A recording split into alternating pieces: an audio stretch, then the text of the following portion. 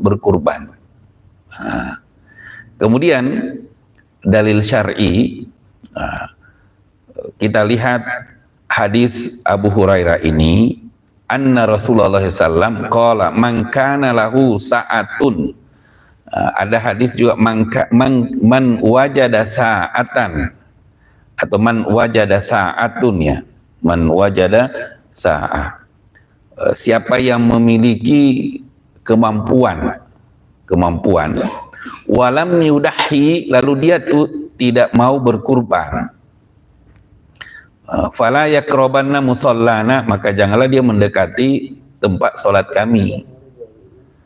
Nah, dalam hadis ini ada dua versi. Versi yang mau wajada sa'atan itu hadisnya dhaif. Tapi kalau ini mangkana lahu sa'atun wala yudahi walam yudahi fala yakrobanna musallana, ini hadisnya hasan. Artinya bisa dipertanggungjawabkan. Nah, berdasarkan hadis ini, maka mazhab Abu Hanifah berpendapat bahwa hukum kurban itu adalah wajib. Jadi hukum kurban itu wajib berdasarkan hadis ini. Kenapa? Karena di sini ada ancamannya. Fala yakrobanna musallana, janganlah dia mendekati tempat sholat kami. Yang dimaksud jangan mendekati tempat sholat kami itu bukan hari Idul Adha, tapi termasuk Masjid Nurul Jamil. Kenapa? Karena dia punya kemampuan untuk berkurban, tapi dia tidak mau berkurban. Nah, nanti kita lihat apa definisi istita'ah ini menurut ulama. Kan ada istita'ah haji, nah sekarang ada istita'ah kurban. Nah, kita lihat dulu istita'ah kurban ini, apakah kita ini termasuk istita'ah atau enggak. Syarat diwajibkan dan disunahkan kurban adalah si pekurban memiliki kemampuan untuk melakukan kurban. Nah, kemampuan yang dimaksud di situ, istita'ah yang dimaksud di situ apa? Kemampuan menurut Hanafi. Ini kita lihat pendapat-pendapat ulama dulu lah. Kan banyak orang langsung pendapatnya dikeluarkan, padahal itu sudah diuraikan sama ulama.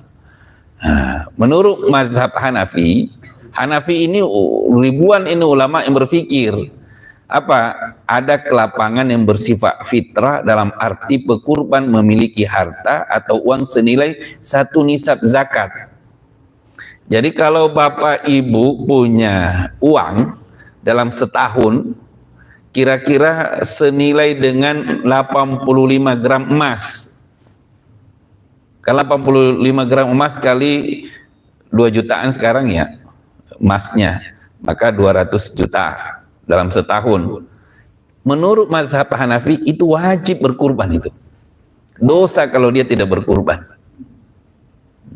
Wajib berkurban. Karena itu masuk istita'ah. Dan Imam Abu Hanifah atau mazhab Hanifah mengatakan berkurban itu wajib. Minimal untuk menggugurkan kewajiban kita itu di dalam rumah tangga kita harus ada yang berkurban.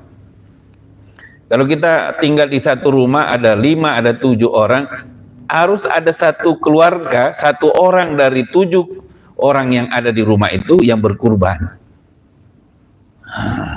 Dengan apa? Ya, kalau dia punya harta senilai 85 gram emas, karena nisabnya ini nisab zakat. Nah, itu yang pertama. Nah, kemudian yang kedua, mazhab Maliki. Apa yang dimaksud mampu menurut mazhab Maliki adalah orang yang tidak membutuhkan uang yang akan digunakan membeli hewan kurban untuk kebutuhan pokok pada tahun tersebut. Dia punya uang, sebenarnya uang itu dia tidak butuhkan untuk kebutuhan pokoknya tahun itu. Kenapa? Karena kebutuhan pokoknya itu sudah cukup. Kemudian maka orang itu sebaiknya berkurban. Itu yang disebut istita'ah. Boleh berkurban, bahkan menurut mazhab Maliki boleh berkurban, berhutang untuk membeli hewan kurban dengan keyakinan mampu membayarnya, apalagi yang punya gaji 13 lah gitu ya. Ya, oh bisa dibayar itu dengan gaji 13, bisa dibayar dengan bonus yang lain. Itu boleh itu, boleh. Kalau mazhab Maliki. Jadi siapapun yang punya uang dan uangnya itu bisa untuk beli hewan kurban tanpa mengganggu kebutuhan pokok rumahnya yang sederhana itu, maka itu sebaiknya kurban. Itu disebut istita'ah. Kan kita sekarang ini memahami istita'ah melalui ilmu terka-terka kan. Oh, saya ini mampu atau enggak, tapi enggak ada ilmunya. Padahal istita'ah itu harus ada ilmu.